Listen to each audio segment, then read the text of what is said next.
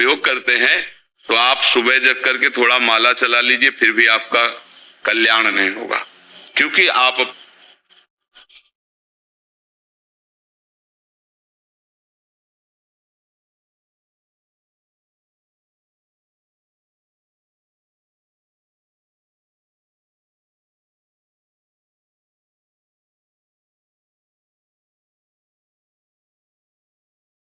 अपने पद का, अपने सेवा का दुरुपयोग कर रहे हैं। जैसे हम जानते हैं कि अधर्माचरण है, यह अधर्मी है।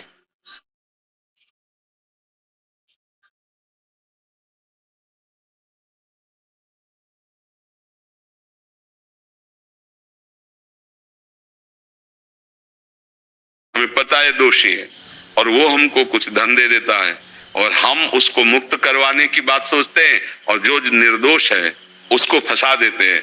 अब तुम चाहे जितना माला चलाने की कोशिश करो या दान पुण्य करो, वो तुम्हारा अधर्म आचरण, वो अधर्म का धन तुम्हें सतमार्ग में नहीं जाने देगा।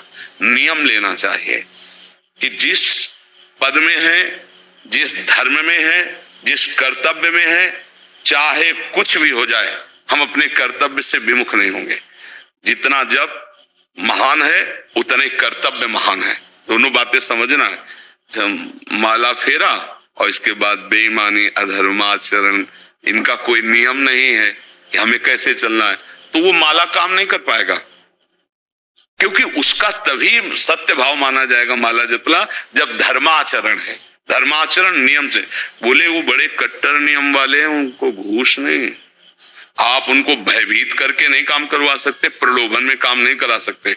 ये हमारी गृहस्थी है ना, तो गृहस्थी के पालन के लिए धन चाहिए और धन के लिए हम धर्म को आगे रखें, धन को नहीं। धर्म को, हमारा कर्तव्य क्या, प्रायः जैसे पूज्य बाबा ने कहा आज हमारे देश में बहुत दुर्दशा हो रही है। दुर्दशा हो रही, क्यों? क्योंकि सब अपनी जगह से गलत हो रहे हैं।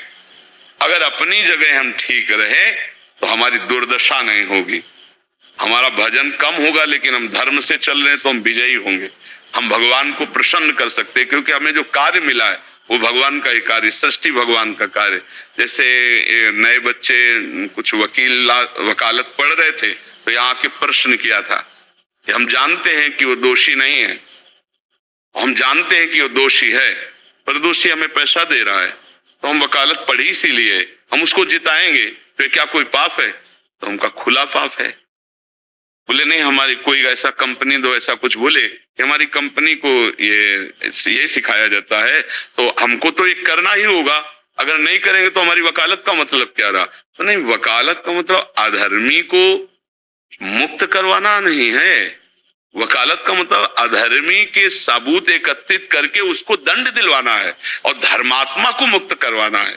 अब इसके लिए आपके पास अर्थव्यवस्था अगर कमजोर भी है तो धर्म व्यवस्था आपकी पूरी है। धर्म व्यवस्था ठीक है तो परिवार स्वस्थ रहेगा, सुखी रहेगा, भगवान आप पर प्रसन्न रहेंगे। अच्छा, फिर हमने तर्क रखा कि जैसे आपकी बहन के साथ कोई गलत व्यवहार करे, आपको पता है, और वो आपको 10 लाख रुपया घूस दे, तो क्या आप उसका पक्ष लेंगे? नहीं। फिर दूसरी बहन के साथ किया है। अब यहां विचार करना है ना, अपने भाई का अगर कत्ल किए हो, मुझे पता हो कि ये दोषी है, तो क्या हम पैसे से उसको मुक्त करने देंगे?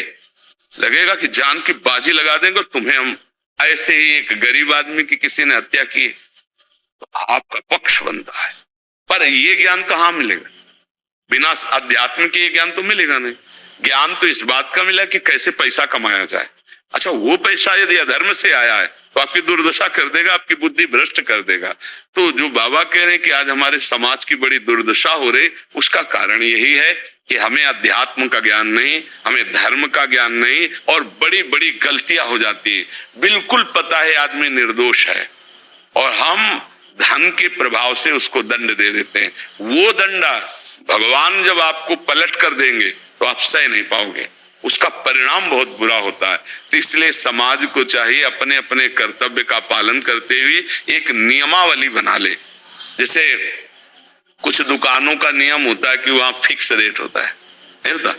वहां ये नहीं चलेगा कि कसम से कहते हैं कि तुम्हें हम अपना जान करके कि 100 रुपया मीटर ये मिला है, हम बिल्कुल मुनाफा नहीं ले रहे, नहीं, झूठ क्यों बोल रहे हो? दुकान खोले मुनाफा के लिए, झूठ क्यों बोल रहे हो? नहीं लेंगे मुनाफा, हम जितने का लाए हैं उससे मुनाफा लेंगे, पर 120 रुपया मीटर देंगे, कपड़ा बढ़िया है, नाप फिट है, इससे नीचे नहीं उतरेंगे, हमें सफाई देने की जरूरत नहीं है कि हम कसम खाते हैं या ऐसा। हम जानते हो ये बिजली है, ये दुकान है, नौकर लगे हैं, तो इसका मुनाफा लेने के लिए दुकान खोले, कोई दान करने के लिए तो नहीं। तो सबको पता है मुनाफा लेगा, लेकिन एक फिक्स दाम, उससे 10-20 रुपया का मुनाफा लेकर के हम उसको बेच रहे। लेकिन झूठ क्यों बोले? बोले झूठ के बिना धंधा नहीं चलता। नहीं, ऐसा नहीं है। अब असत्य बोलोगे तो उससे जो आपको मुनाफा मिलेगा वो आपकी बुद्धि भ्रष्ट करेगा, और सत्य है कि मुनाफा के लिए है वही चीज, और आप एक फिक्स रेट में दे रहे, बढ़िया है। अब अगर आप कोई मिलावट करके भोजन सामग्री दे रहे, आपको पता है तो जो खाने वाले के हृदय में बैठे हुए भगवान है वो तुम्हारे जीवन में मिलावट कर देंगे, तुम्हारा जीवन महान दुखमय हो जाएगा। ये कहां समझा जाता है? एक आदमी सिंथेटिक दूध बना रहा है, उससे कहो ये अपने बच्चे को पिला, नहीं पिलाएगा। फिर ये दूसरे का बच्चा जब पिएगा तो उसकी हालत क्या होगी? दूसरे शरीर में जाएगा तो हालत क्या होगी? वो केवल धन की बुद्धि रखता है। एक आदमी घी में केमिकल मिला रहा है, एक ऐसे अभक्ष पदार्थ मिला है, वो स्वयं नहीं खाएगा, लेकिन वो होटलों में भेजा जाएगा, हजारों लाखों लोग खाएंगे, बीमारी बढ़ेगी, उसको रुपया से मतलब है। ये चीज, ये दुर्दशा हर जगह धर्म का ज्ञान न होने के कारण फैल रही, नहीं फैल रही। एक मरीज बीमार है, असली दवाओं में पैसे ज्यादा है, नकली दवा लेकर के असली के दाम में बेच देना, उसको बिल्कुल फायदा ना होना, लेकिन परमात्मा देख रहा है। तुम जानते हो नकली दवा है, वो तो नहीं जानता बेचारा, ज्यादा पढ़े लिखे नहीं, किसान आदमी गांव का आया है, तुमने दे दिया,